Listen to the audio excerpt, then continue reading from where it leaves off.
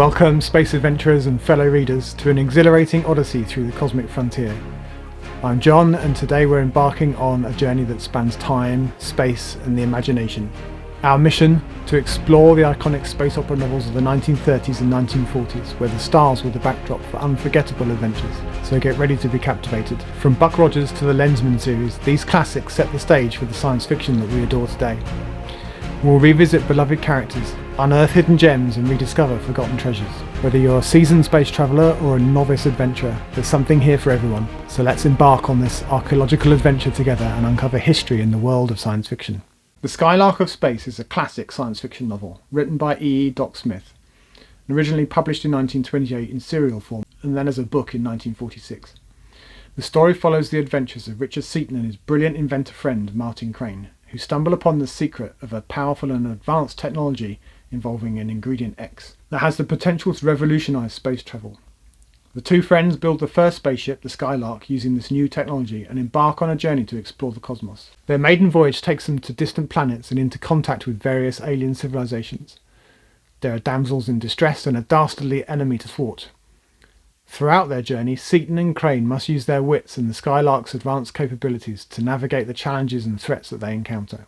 Skylark is filled with thrilling space battles, innovative technology, and a vivid description of alien worlds. It's a pioneering work in the space opera subgenre of science fiction, and it laid the foundation for many subsequent stories featuring epic space adventures. The Skylark of Space is a classic that has left a lasting impact on the genre, and it remains an important piece of science fiction history.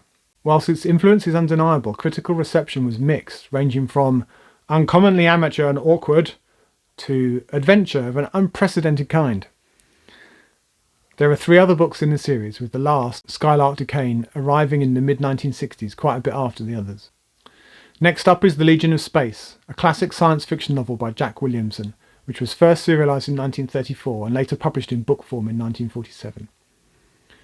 The story takes place in an era in which humans have colonised the solar system but dare not go further, as the first extrasolar expedition to Barnard's star failed and the survivors came back as babbling, grotesque, diseased madmen. These survivors spoke of a gigantic planet populated by ferocious animals, and of the single city of the evil Medusa. The Medusae are elephant-sized, four-eyed, flying jellyfish with hundreds of tentacles. The Medusae cannot hear or speak, but communicate with one another via radio waves. The Legion of Space is the military and police force in the solar system. The possessor of the secret weapons technology that might protect humanity, a beautiful woman of course, is kidnapped by the Medusa with the connivance of some scheming humans.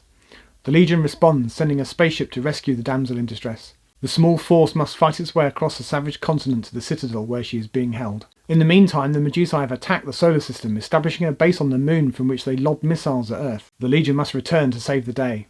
The Legion of Space is known for its imaginative world building, thrilling space battles and the dynamic interplay between the three central characters. As they face perilous obstacles, they must rely on their wits and resourcefulness to save humanity from the Medusae's oppression. The Legion of Space is a pioneering work in the space opera genre, and it showcases Jack Williamson's talent for crafting engaging and action-packed science fiction narratives. It's remained a beloved classic in the genre, demonstrating the enduring appeal of its adventurous and heroic storyline. It's a classic space adventure story, borrowing heavily from the Three Musketeers. Swash is buckled, the beautiful woman is saved, as is the Earth, and the aliens are vanquished. What more do you want? There is a series of 5 books in total, all set in the same universe. Before we continue, let me say a huge welcome to my recent subscribers. I really appreciate your commitment.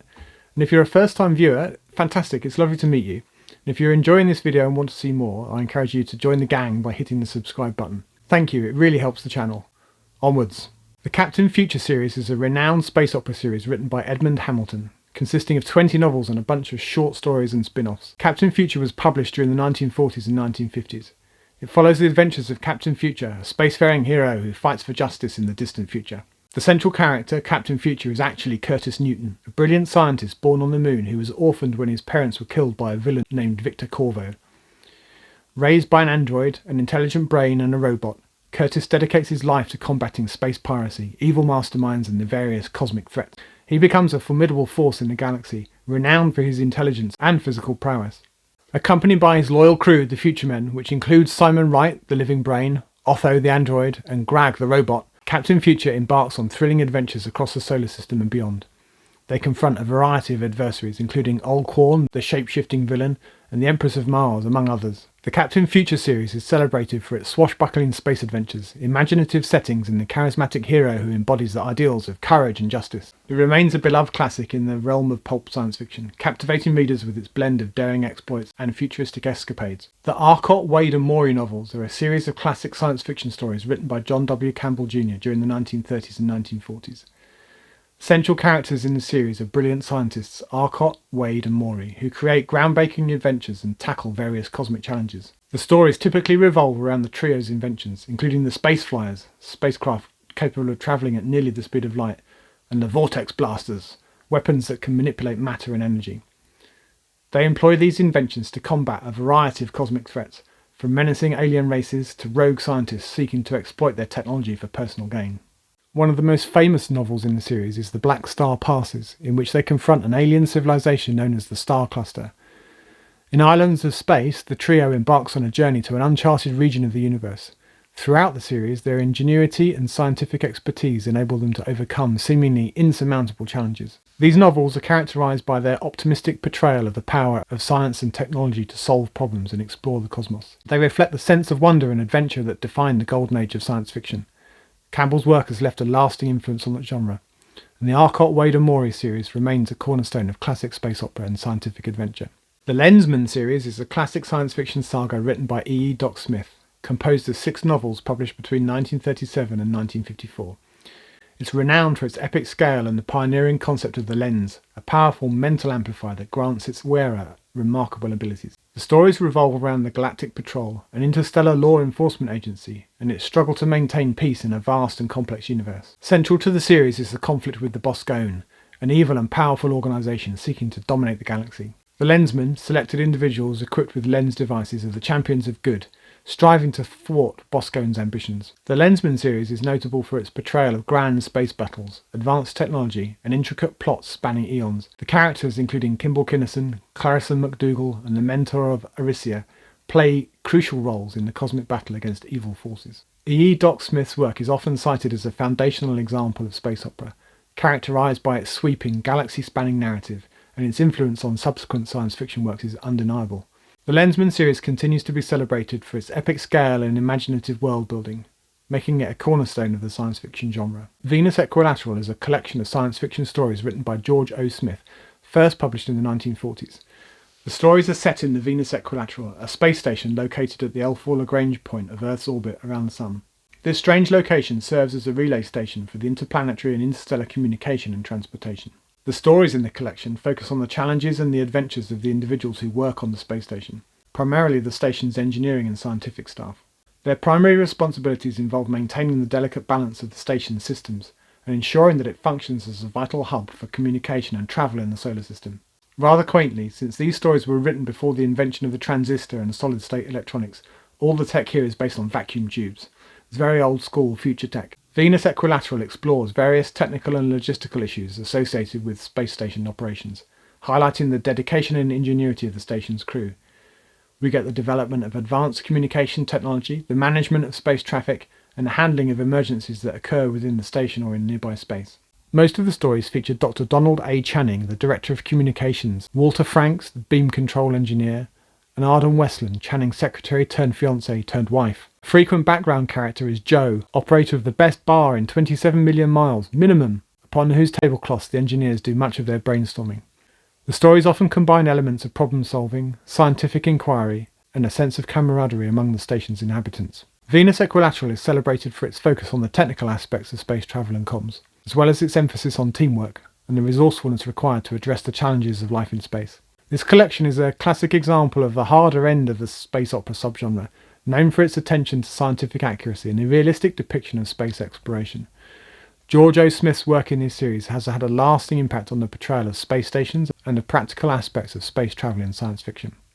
Although not published in book form until the early 1950s, Isaac Asimov's Foundation trilogy was first serialized in Astounding Science Fiction magazine in the 1940s. The Foundation trilogy is a seminal work in science fiction, consisting of 3 novels: Foundation, Foundation and Empire, and Second Foundation. The series is set in a sprawling galactic empire in the distant future, where the brilliant mathematician Hari Seldon develops a new science called psychohistory, which combines history, sociology, and statistics to predict the future behaviour of large populations. Selden's psychohistory reveals that the Galactic Empire is on the verge of a catastrophic collapse, which will plunge the galaxy into a dark age lasting tens of thousands of years. To minimise this dark period and hasten the recovery, Selden establishes two foundations, one at each end of the galaxy. The goal is to preserve knowledge, culture and technology and to ensure the eventual rebirth of a new and better galactic civilization. The trilogy follows the unfolding events over several centuries, with each book introducing new characters and challenges. Key figures like the Mule, a mutant with psychic abilities, and the elusive Second Foundation add intrigue and complexity to the story. The overarching theme is the tension between Selden's predictions and the unpredictable human factor, and the struggle to safeguard knowledge against the forces of decline and chaos. Asimov's Foundation series is celebrated for its exploration of the rise and fall of civilizations, the power of scientific knowledge and the ever-present human element in the face of seemingly deterministic historical forces. It has left an indelible mark on the genre and continues to be revered for its grand scope, intricate plotting and thought-provoking themes. So tell me, what have I missed from the 1930s and 1940s? What are your favourite space opera tales from this era? My next video in this series will cover the 1950s and 60s. What do you think I should absolutely include in that video? I hope you enjoyed this look at space opera's history, but until the next time, bye for now.